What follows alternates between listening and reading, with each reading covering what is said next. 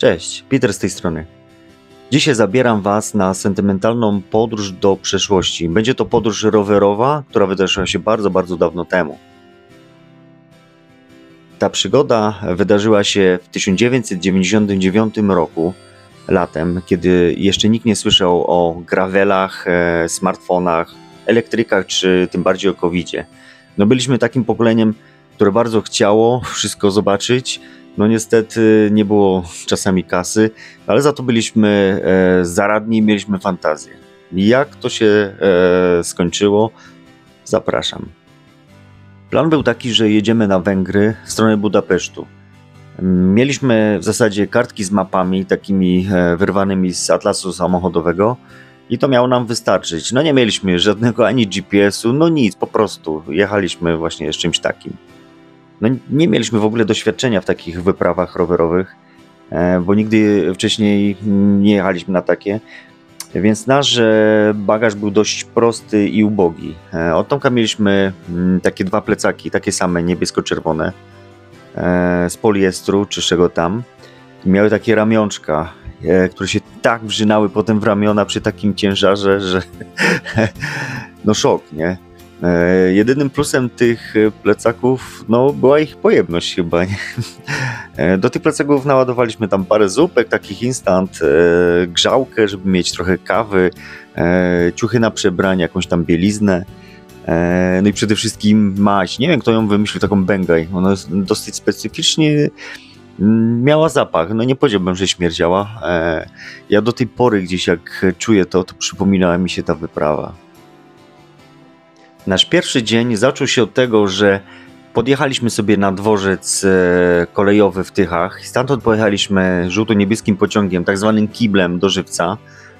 No i w Żywcu, gdy wysiedliśmy z dworca, to ruszyliśmy w stronę Korbielowa, w stronę granicy. Początek był taki, jak pamiętam, dosyć niemrawy, bo nie dość, że rano, to jeszcze bez śniadania i jakoś tak jeszcze nie było zbyt ciepło. No i jakoś tam dojechaliśmy do tej granicy, bo było jeszcze tak pod górkę. No tam nas celnicy sprawdzili, paszporty, piecząteczki powbijali, bo to były czasy, kiedy trzeba było jeszcze mieć paszporty i nie było strefy Schengen, że można było jeździć. No i wjechaliśmy do tej Słowacji. No i pierwsze, co mnie tak uderzyło, to te stare domy, jakieś takie zabudowania, stodoły. Mówi, ja pierdzielę, no to przecież tak jakby się cofnąć w czasie o kilkanaście, kilkadziesiąt lat może, nie? Być może w regionie, w którym gdzieś mieszkaliśmy, był bogatszy, gdzieś tam w Polsce też takie są, ale no to mnie tak pamiętam do tej pory, jaka tam bieda była. No tak zjechaliśmy jakieś tam parę minut w dół, no i zatrzymaliśmy się na takim winklu w sklepie spożywczym, Potrawiny, nie? I tam chcieliśmy sobie kupić śniadanie, no. Weszliśmy do tego sklepu, pamiętam, a tam taka stara sprzedawczyni, cześć. No i tam bułkę, paróweczkę, nie, i wzięliśmy to, zamówiliśmy se, wyszliśmy z tego sklepu i na tym betonowym murku, co był przed, zjedliśmy se i żeśmy ryli, nie, że jaka stara jędza, pewnie tam za karę musiała trafić i w ogóle jej się nie chce, jak nas jeszcze w ogóle słyszała, że Polacy, to pewnie już w ogóle jej się odechciało, nie. No ale co tam, nie? Jako, że już potem zjedliśmy, humory zaczęły nam zaś dopisywać, tak to polecieliśmy szybko w dół, w stronę Namestowa. I jak już tam dotarliśmy, no to tam na tym jeziorze widzieliśmy zawody motorowodne, nie? No troszeczkę żeśmy tam posiedzieli, popatrzyliśmy, nie? No ale chwilę tylko, nie? No bo to nie był nasz plan na ten dzień, żeby tam jechać na takie. Także ruszyliśmy do góry, nie? No i jak tak zaczęliśmy mozolnie wjeżdżać do góry tą główną drogą, to gdzieś tam nas te auta tam mijały. No i tak kątem oka widziałem, że niektórzy się nam przypatrują, nie? No nie wiem, czy mieli z nas ubaw, czy co, bo można by powiedzieć, że wyglądaliśmy trochę jak cyganie z takimi wielkimi plecakami i ktoś może by sobie pomyślał, że no ukradli coś i spierdzielają gdzieś, nie? Albo coś na przemysł, bo nie wiem, co tam mogli W każdym razie jeden z tych kolesi przejeżdżał i titnął tam do nas i pokazał łapkę w górę, że dobrze się zrobiło wtedy gdzieś tak, że kurde, że ktoś tam gdzieś docenia to, jak mocno pod górę żeśmy wjeżdżali i wtedy tak poczuł się taką moc w nogach, nie? Że kurde, może inni też patrzą, to nie ma co wymiękać, nie? No i pojechaliśmy cały czas do przodu. Z nawet dość dużym animuszem dojechaliśmy do takiego starego rycerskiego zamku. To był Zamek Orawski. No i wiadomo, nie, na traweczkę tak pod górkę żeśmy weszli, bo trzeba było jakieś tam zdjęcia porobić. No nie było wtedy tak jak teraz jest, że cyfrowy możesz napierdzielić tych zdjęć z 50 i 100 jak chcesz. Mieliśmy to taki aparat na kliszę 24-36 klatkowe, no i każde zdjęcie trzeba było jednak rozważyć, czy warto, czy nie warto zrobić, czy w ogóle, czy wyjdzie i tak dalej, i tak dalej. Mieliśmy automat taki, czyli taki już bez ustawiania. Nie zawsze to dobrze wychodziło. No i wtedy jak tam robiliśmy, podszedł do nas też taki rolnik, nie wiem, miejscowy taki w każdym razie, właściciel tej polanki, na której żeśmy stanęli. No i tam zaczął się tam nas wypytywać, cośmy za jedni, skąd jesteśmy. No i tam mówimy, że z Polski, z Katowic jedziemy na Budapeszt, nie, to on aż tak pokiwał głową, mówi, że ja pierdziu, i tak daleko jeszcze nigdy nie był, nie. Mówił takim mieszanym słowacko-polskim, tak mi się wydaje, że on mógł nawet gdzieś tam też pracować przy granicy, czy jakieś tam lewe alkohole wodzić. W każdym razie wracając do tego, że mówi, że te mówi, że te drogi, którym będziemy jechać, są bardzo niebezpieczne, że tam bardzo szybko jeżdżą duże auta i dziury są, żebyśmy uważali, nie? No, pożyczył nam ściasną cestu, no i pognaliśmy dalej, nie? No i tak jak już zbliżał się już, no nie wiem, która tak była, bo to jeszcze nie było tak późno, 17-18 godzina, to już znużenie troszeczkę dawało znać po całym dniu takiej jazdy. No i przy drodze zobaczyliśmy kolibę. No i tak mówimy, no to co, wjeżdżamy zapytać się za Różą Berokiem, nie? No to wjeżdżamy, nie? I tam zajechaliśmy bez problemu, tam zaraz ceny też takie jakieś dosyć fajne w koronach słowackich. No i tak jak już pozostawiliśmy te rowery, tam wszystko się rozpłaszczyliśmy, to ja mądry wtedy jeszcze najpierw się wysmarowałem bęgajem cały i potem poszedłem pod prysznic. No i jak mi ten bęgaj zaczął spływać po plecach, to no to sobie możecie wyobrazić, co się potem działo. Musiałem tam dłużej spędzić, zbywając to z siebie. No ale wiadomo, potem wyszło się i do spania i do następnego dnia. Na drugi dzień rano, jak wyszliśmy tylko z tej koliby, czyli z tego naszego noclegu, to dobrze mówił ten Słowak dzień wcześniej, że ruch będzie duży. No i tak zaczęliśmy jechać. No i co, zdecydowaliśmy później, że skręcamy w prawo na Liptowskie Rewoce, tak żeby nie jechać główną drogą taką. No i w końcu była jakaś taka wioska fajna, w dolinie. Mówię, wow, tu bym chciał mieszkać. To takie coś mi się marzy kiedyś w przyszłości, żeby zamieszkać, nie? No i wkrótce skończył się tam w ogóle asfalt, zaczęły się szutry, jakieś takie podjazdy gdzieś. I zaczęliśmy jechać do góry, nie? Nawet nie wiem, czy jakiś szczyt tam zaliczyliśmy, czy nie. W każdym bądź razie na wprost i po prawej stronie widzieliśmy jakieś szczyty. Była to Wielka Fatra. No i to co? No jechaliśmy, nie? I pech chciał potem, że zjeżdżając z góry potem nie było wody do picia, ja nie miałem. W bidonie mi się skończyła. Butelka ta, którą miałem z wodą, tam chyba litrową tylko, też już się wykończyła. No i zatrzymaliśmy się na dole, tam patrzę, no strumień jest jakiś, nie? Taki strumyczek gdzieś tam, już były tam jakieś zabudowania. No i nabrałem tam wody do strumienia, łeb zanurzyłem, napiłem się. No i co potem? No nie minęła godzina, jak na ustach wyskoczyła mi zima, nie? Taka opryszczka. Mówię, o kurde, no tego mi jeszcze potrzeba było w drugi dzień, nie? No. No i tak już potem pognaliśmy do tej Bańskiej Bystrzycy, nie? Jak tam wjechaliśmy na taki rynek, gdzie stał pomnik pamięci bohaterów Armii Radzieckiej. Jak dobrze mi się wydaje, on do tej pory stoi. I no patrzymy gdzieś tam co by zjeść, ale nabraliśmy ochotę, nie wiem dlaczego, na lody, nie? Bardzo tanie były. I podjechaliśmy do takiej budki.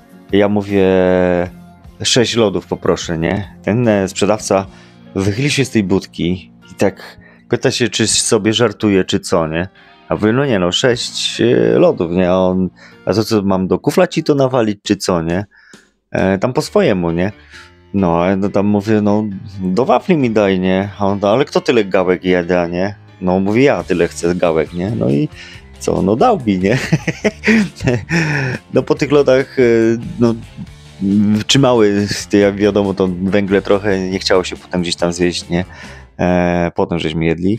No i z tej Bańskiej Bystrzycy żeśmy wjechali na taką drogę szybkiego ruchu. Jechaliśmy przez nią przez jakąś tam chwilę w stronę Zwolenia. No, ale było naprawdę tłoczno i nie wiem, czy w ogóle tam wolno było jechać przez chwilę, nie? No to zjechaliśmy na taką boczną drogę, też asfaltową. No bo co mamy tak ryzykować bez sensu? No i tak jedziemy przez chwilę i jechała taka Skoda, taka zdezolowana, dosyć wolno i trzymał się po jednej stronie taki gościu na skuterze, czy to był jakiś taki motorowerek, za dach się trzymał, no i po prostu gadał sobie z tym kierowcą i jechali, nie? No to a tak jechali z 30, może 35 na godzinę, to żeśmy się dopięli z Tomkiem za tą Skodę i żeśmy tak dosyć długo jechali, nie? I było w miarę z góry, także nie było źle. Widziałem, że ten kierowca nas widzi. Na szczęście w porządku się okazał taki gościu, że nie chciał spierdzielać albo hamować ten przed nami, żeby się na coś. No i tak wiesz, pojechaliśmy, nie? I tak dojechaliśmy już potem do samego dołu. No i kiedy już się odłączyliśmy, no to tak jechaliśmy sobie beztrosko dalej, wygłupialiśmy się, nie? I tak czas już było pomału myśleć o spaniu, nie? No w Chotiańskich Niemcach zatrzymaliśmy się w takim barze przy drodze, kupiliśmy sobie hamburgery, coś tam do picia, no i zagadnęliśmy tą babeczkę, co sprzedawała nocleg, czy gdzieś wie. Ona nam mówi, że powiedziała, że w wiosce chyba są takie noclegi w szkole. No to pojechaliśmy do tej wioski głębiej, ale tam na miejscu okazało się, że są w tym czasie kolonie i że nie dadzą nam noclegi i mamy sobie stamtąd jechać i nie zakłócać im ciszy, nie? No to dobra, no to pojechaliśmy dalej, nie? Dojechaliśmy do starej chory z Sebechledy i tam się okazało, że jest sporo jakichś takich domków, wszystkie były oświetlone. No, nikt nam nie otwierał, nie? Tam pukaliśmy, waliliśmy, ja do jednego, Tomek do drugiego, nawet z drzwi tam, z kopa tam 2 razy w drzwi tak zapierdzieliłem. Mówię, no ja pierdziu, no i tak później się okazało, to długo później, jak już byliśmy w Polsce, że to tam winnice były, nie? I tam nikt nie mieszkał, no ale wtedy tego nie wiedzieliśmy. No i na powrót żeśmy wrócili do tej budki z hamburgerami, może, że mówi, żebyśmy się zapytali jeszcze raz, czy może gdzieś coś innego zna, ale ta budka już była zamknięta. No dodatek jeszcze taka grupka pijanych Słowaków się tam natrafiła, nie? Z jakimś tam motorynką, gdzieś tam podjechali, też się zaczęli pytać co, jak, no ale okazali się w porządku dosyć, nie? Tam pokazali nam też, w którą stronę się udawać. No i pokierowali nas na pole kempingowe w Draszowcach, nie? No ale tam na miejscu okazało się, że od kilku lat było zamknięte. No kurde, już nie było wtedy tak wesoło i śmiesznie, bo już było cimo, nie? Trzeba było już na lampach jechać, no i tak na mapę patrzę, no Dudince, jest hotel i jest pensjonat, no to dawaj, 15 km to niedużo, nie? Dojechaliśmy tam już w mroku, no to dosyć późno już było. No i poszliśmy do tego pensjonatu. Okazało się, że to jest taki zwykły dom. Światło się w środku świeciło. No my tam dobijaliśmy się, nikt nie otwierał. No na schodach zjedliśmy sobie kolację taką, też jakieś tam kawałki chleba czy coś tam.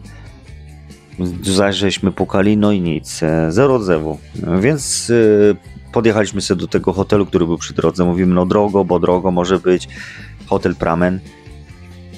Tam na drzwiach napisane było otwarte do 22. O. a my byliśmy o 22:15, no nikt nam nie chciał tam otworzyć drzwi, no nie wiem, recepcja była pozamykane, było z jednej strony, z drugiej żeśmy tam objechali, waliliśmy piąchami, już tak, to była już taka dosyć nerwowa atmosfera, bo mówię, no kurde, kaj dalej będziemy jechać, co do granicy dojedziemy, a jak nie będzie, to co? No i tak jeszcze raz żeśmy podjechali pod ten pensjonat, no i nic, no to wróciliśmy z powrotem pod ten hotel, bo tu tam między jednym a drugim było raptem z 200 metrów, nie, to też niedaleko. No i tak, nie wiem, no siedliśmy sobie na tych ławkach, które były w takim mini parku przed tym hotelem Pramen.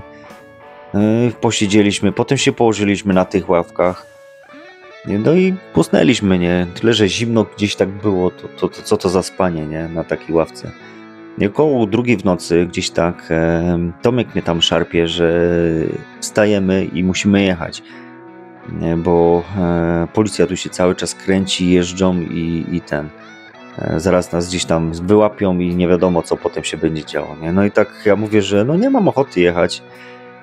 Mięśnie zimne, kurde, człowiek taki, no daleko skołowany, no i prowadziliśmy te rowery, nie? Weszliśmy na główną drogę, na poboczu i idziemy sobie.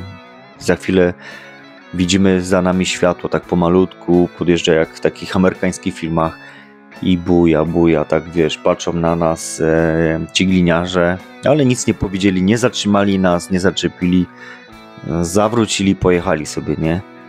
No jak tylko pojechali, to popatrzyliśmy na siebie i bez słowa rower i zaczęliśmy zapierdzielać do przodu, nie? No jakież było zdziwienie. Przejechaliśmy, nie wiem, z 1,5 kilometra, 2, a tam po prawej stronie motel 24H. Ja pierdziu, nie? A my kuźwa jak debile spaliśmy kurwa na ławkach przed parkiem, nie? Zajechaliśmy tam i choćby nie wiem, ile kosztował wtedy ten nocleg, człowiek na takim wyczerpaniu już nie zależy mu aż tak bardzo, nie? No, wykupiliśmy tam nocleg też po prostu, no i co, miękkie łóżko, sen, no i było fajnie. Kolejnego dnia wstaliśmy bardzo, bardzo późno, no bo wiadomo dlaczego, nie?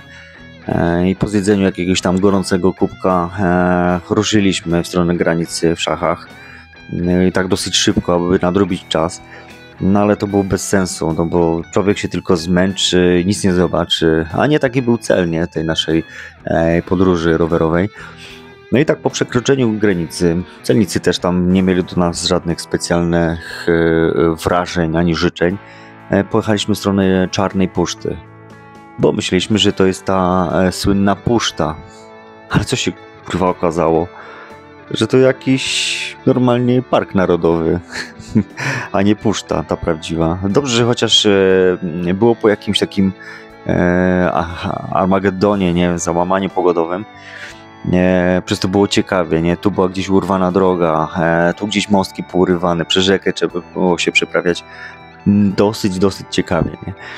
No i tak jechaliśmy sobie gdzieś tam pomału później, no i dotarliśmy do ruin w Nogradzie, nie? No wejść się nie dało, gdzieś tam nawet żeby popatrzeć, no szkoda, zamknięte było, no bo lubię takie klimaty, nie? Ogólnie lubię taką starą historię. No ale co tam, byliśmy chwilkę, no i zaczęliśmy stamtąd zjeżdżać, nie? Ale zjeżdżaliśmy tak piękną doliną, nawet nie doliną, alejką. Po dwóch stronach były jakieś takie drzewa, kwiaty. No tak to pięknie wyglądało w Berkenie, że żal było się stamtąd tak naprawdę ruszać i spieszyć się, nie? No niestety przypłaciliśmy to tym, że do Vacu, miejscowości, gdzie chcieliśmy, tak pomyśleliśmy, że tam gdzieś znajdziemy nocleg. No przypłaciliśmy to tym, że gdzieś minęliśmy drogę, która prowadziła prosto do Vacu i zamiast jechać jak biali ludzie, to my pojechaliśmy okrężną drogą, czyli taką obwodnicą Vacu, taką dosyć główną. Nadrobiliśmy parę kilometrów, no bez sensu, no ale co? Dojechaliśmy do miasta, a tam nauczyłem się paru zwrotów po węgiersku. No i w mieście zapytaliśmy się takiej pary, bo przechodziła, gdzie jest nocleg, tam Hol van a szállás. A oni do mnie zaczęli coś mówić szybko, po ich tym węgiersku, machać łapami, kurde. Ja tak patrzę na nich, oni myśleli, że ja nie wiem, jak zapytałem po ichniejszemu, to że coś zrozumiem. A ja tam, nie wiem, pomachałem tylko, że to, ja rozumiem. No i na Tomka patrzę, mówię, co, zrozumiałeś? No to jedziemy tam, gdzie pokazali, nie? No i tak się rozstaliśmy, podziękowałem. No i podjechaliśmy do takiego postoju taksi i zapytałem tak samo takiego taryfiarza, a on zapytał się po rusku, skąd jesteśmy. A to, że znam ten język, no to powiedziałem mu co, jak, tak troszeczkę. No i pokierował nas do takiego motelu, który był rzut kamieniem stamtąd. Dał nam nawet wizytówkę swoją, nie?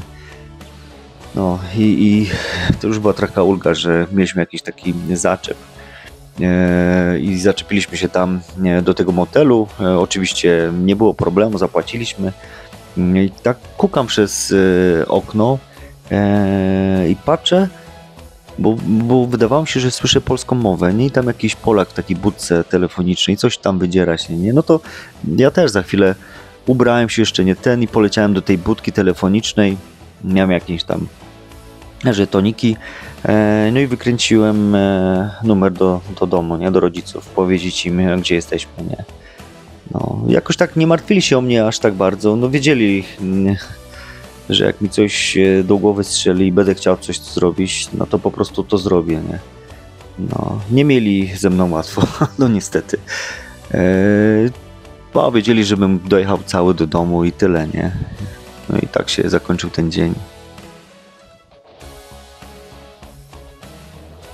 Z Vatsu rano szybko na rower żeśmy skoczyli, bo było nie było, stolica Węgier na nas już czekała.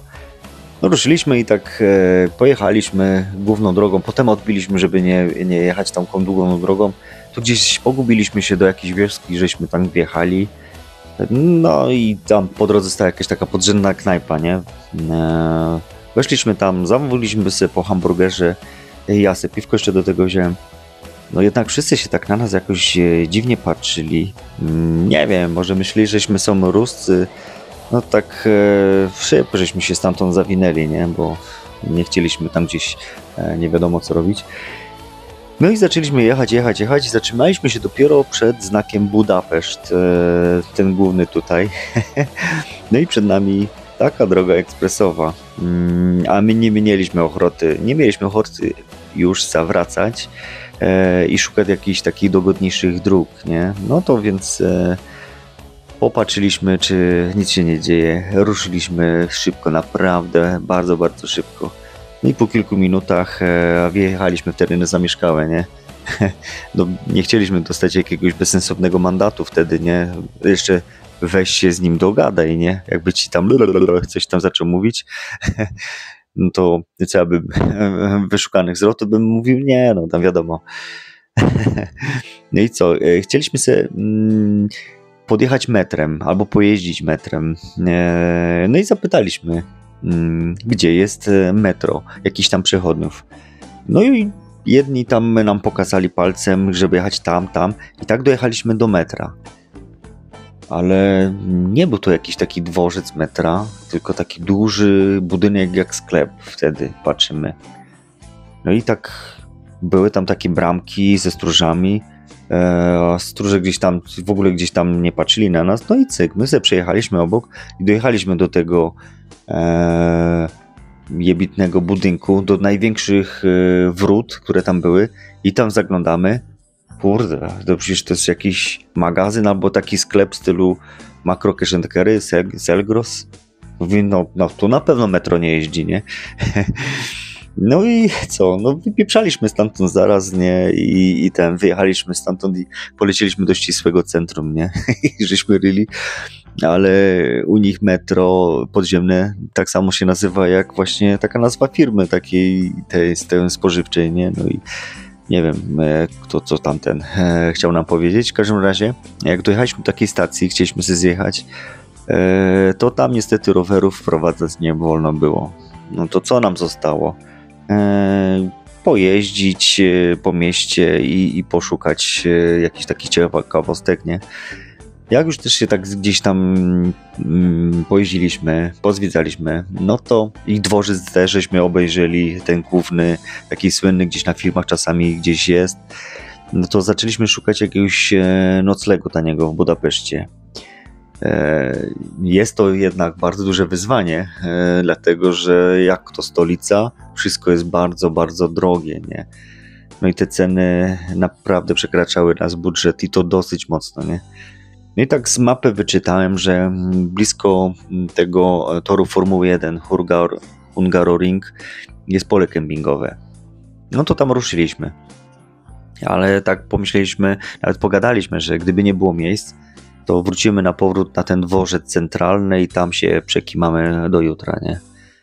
No szczęście nam dopisało, bo były wolne pokoje, nawet bardzo tanie. Standardu to nie trzymało w ogóle, ale jak to się mówi, lepszy ryc niż nic. I tak pokrótce minął nam kolejny dzień tej naszej podróży. No i nadszedł 5. dzień naszej podróży w Budapeszcie. Rano podjęliśmy decyzję, bo nie wiedzieliśmy, czy jedziemy dalej gdzieś w Węgry, czy już kierujemy się do góry, tak jakby na powrót. No wybraliśmy w końcu powrót przez Gödöllő, Aschot w stronę granicy w Salgótarjanie. No i taki nasz spontaniczny nos nas tak ładnie pokierował przez takie kolorowe miasteczka i wsie. Naprawdę fajnie, nie? Ta podróż jakoś tak się kręciła. I kiedy dojeżdżaliśmy już do takiej miejscowości Jobbagi, nagle bardzo mocno pociemniało i z tak pięknego nieba zaczęło tak bardzo mocno lać, taka ulewa, nie dało się jechać, trzeba było w ogóle wcześniej zjechaliśmy odrobinę wcześniej z asfaltu na takie jakieś szutrowe drogi. Także już po chwili mieliśmy tyle wody przed sobą, za sobą. Nie wiem, jak to było możliwe, ale jednak się to zdarzyło, że wydawałoby się, że to są pola ryżowe. I tak przez dłuższą chwilę żeśmy szli sobie po tej wodzie. I co? I nagle, jak gdyby nigdy nic, ulewa ustała. No, nie wiem, jak to mogło być, nie?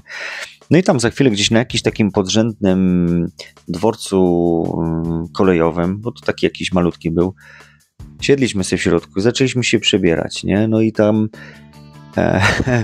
no nie wiem, co nam do łba szczeliło, tak chyba łańska fantazja. Zaczęliśmy tymi mokrymi skarpetami rzucać do kosza tak z daleka przez całą halę. Oczywiście obijało się to po ścianach, takie odgłosy, klop, klop. Tam w kasie jakaś babeczka była. Myślę, że ona zaraz zadzwoniła po policję, dlatego że jak tylko żeśmy wyjechali stamtąd, po jakoś, nie wiem, 2-3 minutach w stronę dworca zapierdzielał bardzo szybko radiowóz, nie? A jak my to zobaczyliśmy, to cyk z tej głównej drogi, żeśmy zjechali gdzieś tam na takie podrzędne gdzieś tam uliczki, żeby nas gdzieś tam nie zauważyli. No i tak jechaliśmy zaś parę kilometrów, potem zaś wjechaliśmy w główniejszą drogę. No jechaliśmy w stronę granicy, nie? No i jak gdzieś tam jechaliśmy, też po drodze zapytaliśmy się takiego ciemniejszego Węgra po rosyjsku, jak daleko jest tam do jakichś noclegów. Pokazałem mu taki kemping, to mówi, o, Salgótarján, to macie 2-3 km, jesteście na miejscu, nie? No, okazało się, że ponad 15 km żeśmy tam jechali, nie? No ale jak już dojechaliśmy do Salgótarjánu, dojechaliśmy do tego kempingu, okazało się, że no, miejsce noclegowe jest, nie? Tyle, że to był taki kemping w stylu jak kolonie dla harcerzy za komuny. No totalny rozpiździel, nieszczelne okna, zimno, kible, jak się tam wlazło, no kuźwa, tak upierdzielone, nikt nie sprzątał po tym, waliło, prysznic zimny, jak potem się chciał, masakra jakaś, nie?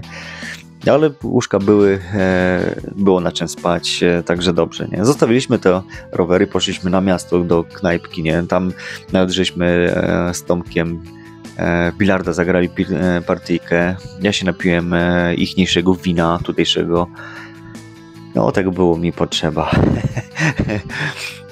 Takiego rozluźnienia. No i co? I też się już potem tak dzień skończył do Wyrka i czekaliśmy na następny dzień. A na następnym dniu musieliśmy założyć, było nie było, odrobinę wilgotne buty. No i pojechaliśmy już w stronę Słowacji. Na granicy celnicy byli bardzo zdumieni, zdziwieni, skąd jedziemy i dokąd. I nawet u jednego z nich zyskaliśmy uznanie, że twardziele z nas. Bardzo dobrze to na moją psychę wpłynęło, kurde, na Tomka pewnie też, no bo fajnie jak ktoś cię czasami gdzieś tam dowartościuje, nie? Dojechaliśmy tam po jakiejś tam chwili do Filakowa, stanęliśmy przed ruinami zamku, takimi moimi ulubionymi klimatami, jak już to gdzieś tam wcześniej powiedziałem. No i była chwila zastanowienia się, czy jedziemy w lewo, czy w prawo. No, nie obowiązywały nas żadne sztywne zasady, ile przejedziemy przez dzień i jaką trasą, nie? Miało to być tak, aby pamiętać to o wiele, wiele lat później, jak teraz, nie? No więc co? No pojechaliśmy w prawo, no tak se. No i w tym dniu przejechaliśmy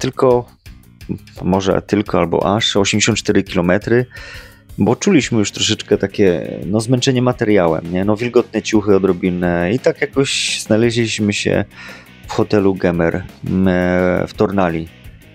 No ja na mapie miałem i Tornale, i Szafarikową gdzieś tam zapisana, jakaś stara nazwa. No i postanowiliśmy wtedy też, że zostaniemy tam na cały następny dzień, tak żeby wypocząć.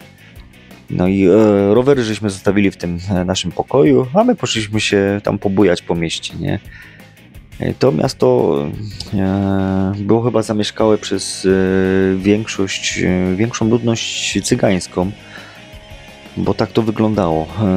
Bardzo, bardzo dużo ich tam było po mieście. I w ogóle w ten dzień, jak już było widno, był to obraz nędzy i rozpaczy tego miasta, tak mocno zaniedbanego miasta. Chyba nigdy wcześniej nie widziałem. Normalnie żal było patrzeć na to miasto. Obiad, wyobraźcie sobie, zjedliśmy w najlepszej restauracji tam, i to w tych naszych ruskich dresach. 2 dania, browarek, po prostu było nas stać, bo było tanio, nie? No niestety po obiedzie Tomek zaczął tam biadolić, że ząb go boli. No i po powrocie do tego hotelu, hotel, duże słowo hotel, na poród trzeba było iść do miasta. No i zapytaliśmy tam pewnego pierwszego lepszego mieszkańca, gdzie jest dentysta. On taki jakiś dziwny, wydaje mi się, że chyba był podchmielony. I mówi, są lekary, ukaż mi zub. I chciał tym paluchem sprawdzić uzębienie Tomka. A weź spierdalaj z tymi łapami, nie? I doszliśmy tam, nie było do pogotowia, a tam tylko Tomek dostał tabletkę przeciwbólową, która niestety nie pomogła wiele, nie? I gdzieś ktoś tam nas na mieście pokierował do prywatnego domu, w którym miał być dentysta. I o dziwo, na miejscu okazało się, że to była dentystka. I nie dość, że przyjęła nas za darmo, to jeszcze mówiła po polsku. Mówiła, że pochodzi ze Śląska, tak jak i my, nie? W każdym razie pomogła i chwała jej za to. Pożyczyła nam też dużo szczęścia na drogę i tak się rozstaliśmy.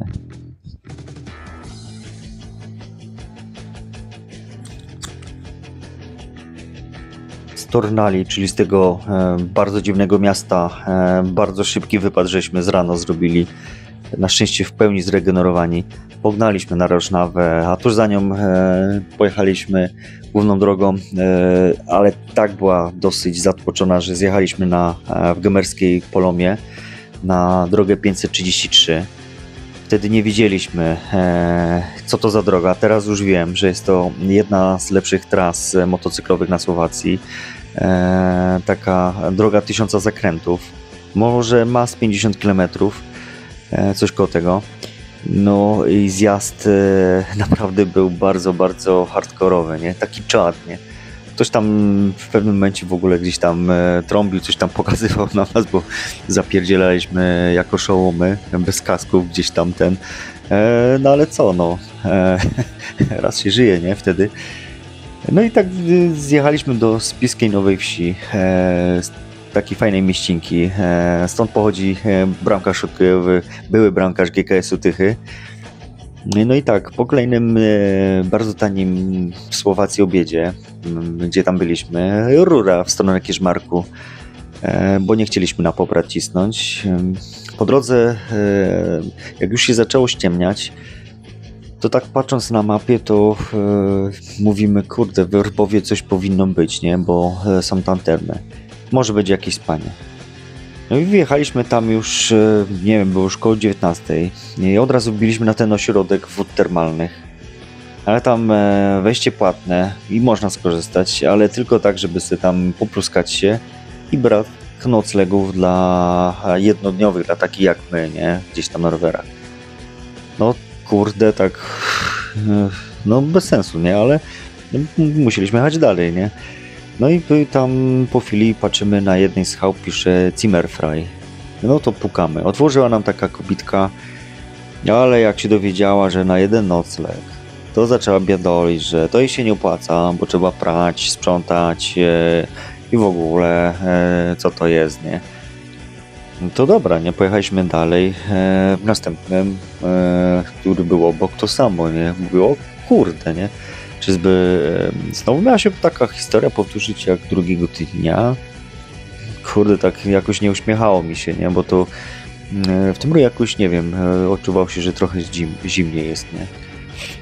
Jak tam byliśmy gdzieś na tej ulicy i pytaliśmy się jakiegoś tam przechodnia o nocleg, to podeszła do nas stara cyganka, która słyszała, jak się pytamy.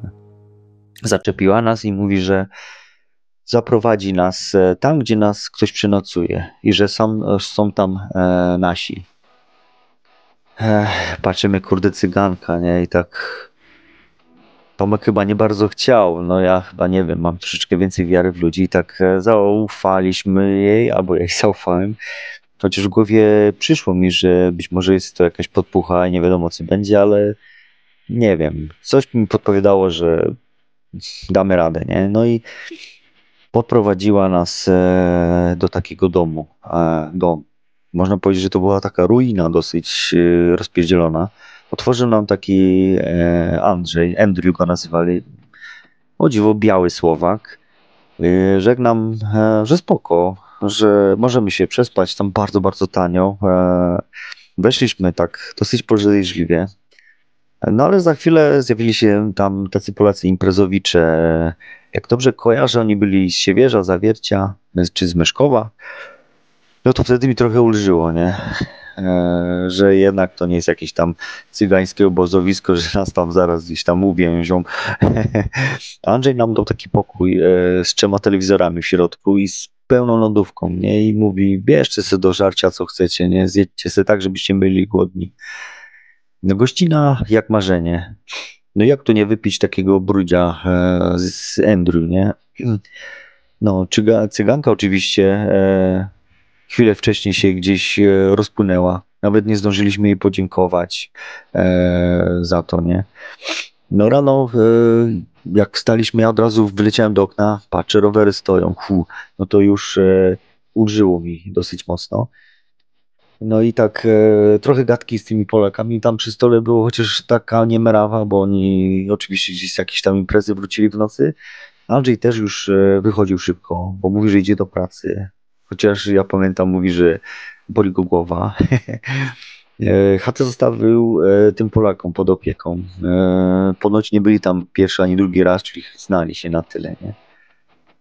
No ale powiem wam, że wróciła mi trochę nadzieja w takich dobrych ludzi, nie? Którzy może nie mają dużo, ale podzielą się, nie? No i wyjechaliśmy. Przed nami już widzieliśmy Tatry, więc była jazda no co pod górę. No ale widoki były przewspaniałe. Dla takich widoków w zasadzie warto być, jeździć i przebywać wśród nich, nie? Dużo by się za takie coś oddało. No i gdzieś tam, jak już jechaliśmy w okolicy Żdiaru, Mówimy, idziemy na obiad, bo na pewno będzie tu dużo taniej niż w Polsce. No, niestety po tym obiedzie, po paru kilometrach trzeba było oddać naturze to, co zjedliśmy. Nie wiem, może mięso było świeże inaczej, może coś. W każdym razie drapaliśmy się gdzieś tak na spore wzniesienie i z Julgą powyrzucaliśmy to z siebie, co żeśmy przyjęli kilka kilometrów wcześniej. Co? No i pognaliśmy już do naszej ukochanej ojczyzny, nie? Ostatnia granica. Celnicy też nie robili żadnych animozji co do nas, nie? Już byliśmy w Polsce. Zjazd do samego centrum Zakopanego był taki dosyć szybki i ekstremalny. Zapierdzielaliśmy naprawdę szybko, albo nam się tak przynajmniej wydawało, nie? Bo to kto to tam jak z boku widać, nie?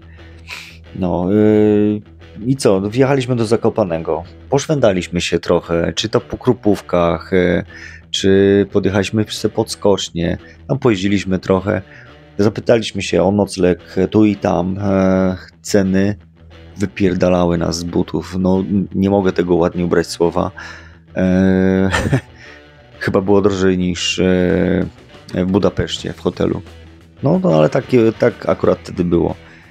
No i nie pamiętam, kto z nas rzucił, będąc już tam gdzieś w okolicach dworca kolejowego, a może wracamy do domu już pociągiem.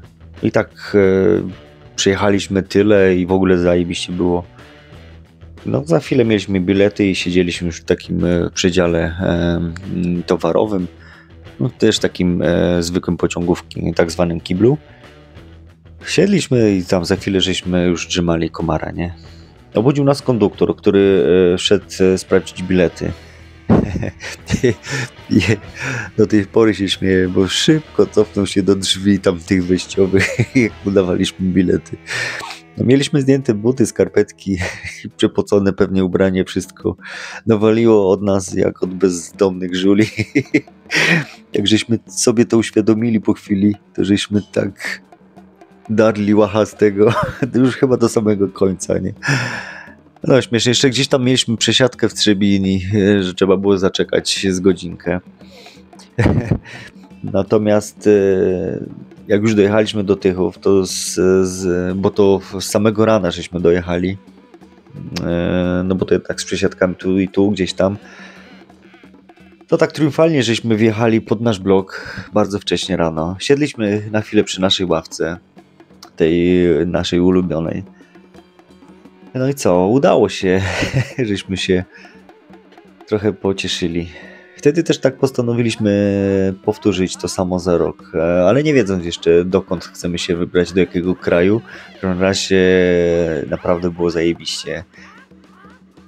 I tak, jeśli będziecie chcieli wiedzieć, gdzie się wybraliśmy i czy zrobić o tym film, to dajcie mi znać w komentarzu. Cześć.